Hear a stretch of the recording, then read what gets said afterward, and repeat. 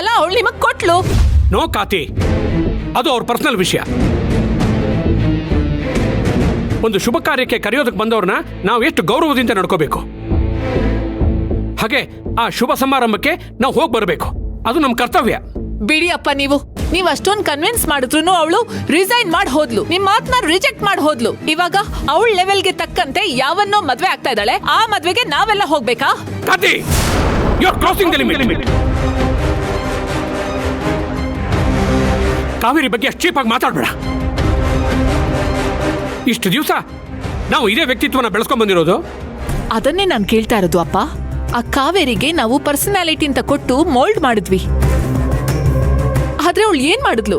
ಅವಳ ಯೋಗ್ಯತೆಗೂ ಮೀರಿ ನಾವು ಅವಳಿಗೆ ಅವಕಾಶಗಳನ್ನ ಕೊಟ್ವಿ ಅಂತ ನನಗನ್ನಿಸ್ತಾ ಇದೆ. ಪ್ರಬಲ ಯಾವಾಗ್ಲೂ ಹೇಳ್ತಾ ಇದ್ದ ಅವಳಿಗೆ ಕೆಪಬಿಲಿಟಿ ಇಲ್ಲ, ಅವಳಿ ಪೋಸ್ಟ್ಗೆ ಯೋಗ್ಯಳಲ್ಲ ಅಂತ. ಆದ್ರೆ ನೀವ್ ನನ್ ಮಾತ್ ಕೇಳಿದ್ರ?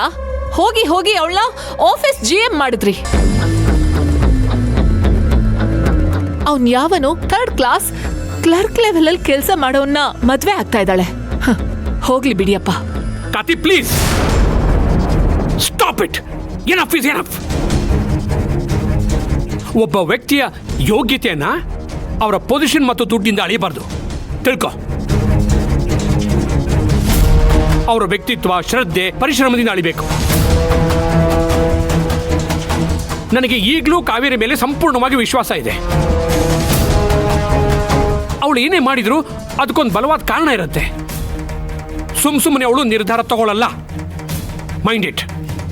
ಹಾಗಿದ್ರೆ ನೀವು ಹೇಳ್ತಾ ಇರೋದು ಏನಪ್ಪ? ನಾನು ಅವಳನ್ನ ಅನಾಲಿಸಿಸ್ ಮಾಡಿರೋದೇ ತಪ್ಪಾ? ಇಲ್ಲಿ ತಪ್ಪು ಸರಿ ಅಂತ ಬರಲ್ಲ ಕಾತಿ.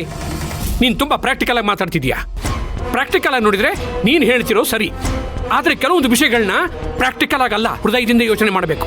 ಏನ್ ಬೇಕಾದ್ರೂ ಹೇಳಿಯಪ್ಪ, ಅದು ಅವಳ ಲೈಫ್, ಅವಳ ಚಾಯ್ಸ್. ಏನ್ ಬೇಕಾದ್ರೂ ಮಾಡ್ಕೊಳ್ಳಿ.